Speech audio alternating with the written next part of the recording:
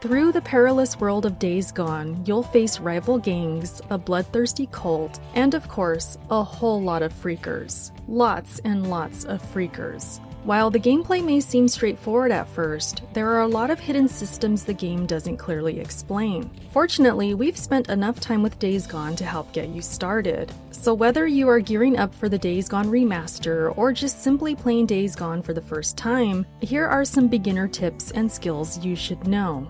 Fair warning, there are minor spoilers ahead. First things first, you'll be spending a lot of time on the open road. Make sure to upgrade your bike's speed at Copeland's camp as soon as possible. It's not a huge boost, but it'll save you time in the long run. To upgrade the bike's speed, you'll need to complete the special delivery to Copeland mission, and then spend 1,200 credits at the camp mechanic. After taking down Leon and acquiring his drug stash, choose to return to Copeland's camp instead of Tucker's. Copeland offers many useful bike upgrades early on, such as more storage and bigger fuel tanks. While Tucker's camp has the better guns, the drug stash won't earn you enough trust or credits to buy anything significant. So go with Copeland's camp, you'll be thankful you did.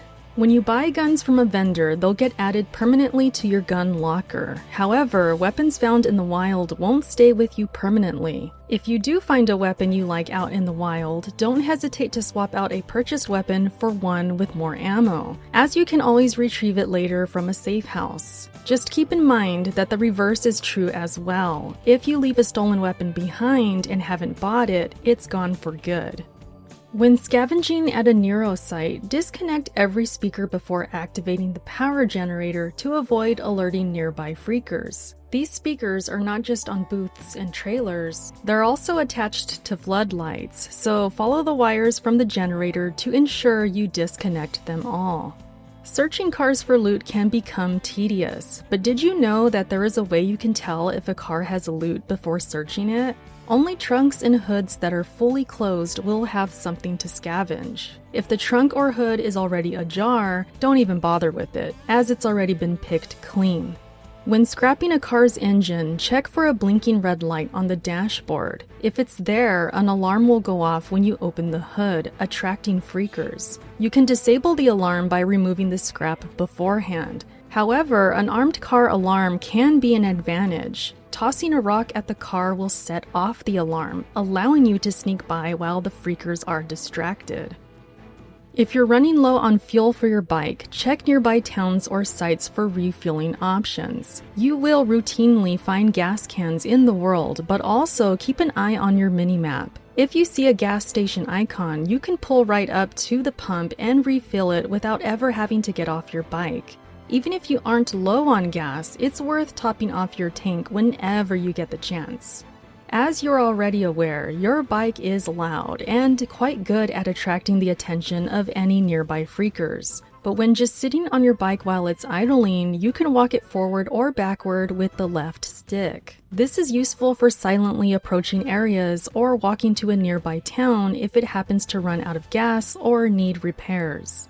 This is a minor one, but did you know that sprinting toward your bike allows you to mount it and take off faster than if you just casually walked up to it? This comes in handy when needing to escape a dangerous situation. Try to avoid driving slowly near freakers unless you plan to fight them. While yes, it's fun to splatter them as you drive by, they can actually melee you or, at worst, knock you off your bike. You can try to speed up to run them down, but oftentimes it's best to give them a wide berth. Aiming your flashlight at freakers during the night or in dark tunnels will cause them to shield their eyes, making them more hesitant to charge at you. This isn't a foolproof defense though, as they will eventually still lunge. So use this to give yourself an extra second or two to reload your weapon or simply run away. You can stop to help folks trapped in cars by freakers or people being held at gunpoint, and you'll be rewarded with camp trust and money for your efforts. Once you save someone, you can choose to send them to the camp of your choice with varying rewards. Keep an eye out for these random dynamic events marked by a question mark on your minimap, but be warned, these can sometimes be traps instead. Don't hesitate to use Molotov cocktails or pipe bombs to clear out freaker hordes or nests. Loot is plentiful, and you should always have enough resources to replenish your stock. The same goes for upgrading melee weapons as well. If you notice you can't loot because scraps are maxed out, chances are you can craft more Molotovs or health packs so that the scrap in front of you doesn't go to waste. If you do get into trouble and are overrun by freakers, sometimes it's best to just run and hide. If your bike isn't nearby, climb up to a rooftop or look for a trash can to jump into so you can hide. Freakers will eventually give up, no matter how hungry they are. Those were just some beginner tips to give you a better start to your adventure, but we're not done yet. Deacon earns experience points by mowing down the undead or completing missions and activities. When you level up, you're awarded a skill point, which can be put into one of 3 skill trees: melee combat, ranged combat, or survival. While each hold crucial abilities to help with survival in this treacherous world, here is a list of skills we think you should unlock first. When taking on multiple freakers at once, there's a good chance one of them is going to grapple you. The Escape Artist skill allows you to take down the attacker once you're free. After mashing the button prompt, you'll be prompted to press the triangle button at the correct time, and if timed right, you'll instantly kill your attacker. Field repairs might be the most important skill you'll unlock early on. Ammo is scarce in the post-apocalypse, which means you'll be using melee weapons a lot. Unfortunately, they break fairly easy, depending on the type, leaving you with nothing but a dinky boot knife. With the field repair skill, you'll gain the ability to fix your favorite melee weapon with scrap found throughout the world. Keep an eye on the durability though. If it does fall to 0, the weapon will break without the option of repairing it. Did we mention that ammo is scarce? We did, which means you don't want to miss too many shots. To help with this, you'll want to invest a skill point into Focus Shot, which allows you to slow down time for a few seconds while dramatically increasing your aim. It has a cooldown, of course, so make sure you use it wisely. Pair this with Crowd Control, which reduces the cooldown of Focus Shot, and you'll be able to use it more frequently. Since stealth is such a key component in Days Gone, knowing where your enemies are at all times is crucial. With the Ear to the Ground perk, you'll now see the outline of hidden enemies when you trigger your survival vision. It helps a ton when you're trying to spot faraway snipers. The last thing you want is to be caught in a big group of screamers with little to no stamina to dodge, roll, or sprint away. With the Busted Lip ability, every time you take down an enemy with a melee kill, you'll get a bit of stamina back. It may not seem like much, but in a pinch, it can be the difference between life and death.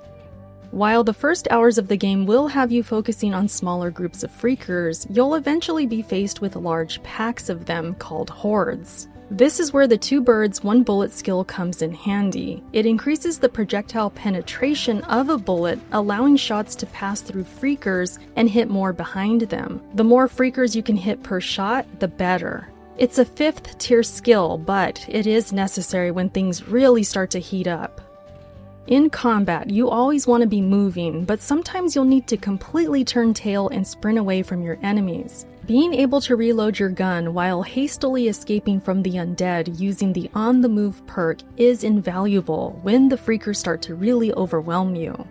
If melee combat is your thing, which most of the time it probably is, then the Just Roll With It skill is essential. Dodging the many enemies you'll encounter will drain your stamina quickly, but acquiring this handy skill makes your evasions cost much less. And that's all for now. We hope these early game tips and recommended skills help get you started. Will you be jumping into Days Gone Remastered? Make sure to let us know in the comments below. For more on Days Gone, head on over to our Days Gone wiki on IGN.com. And of course, for everything else video games, stick with IGN.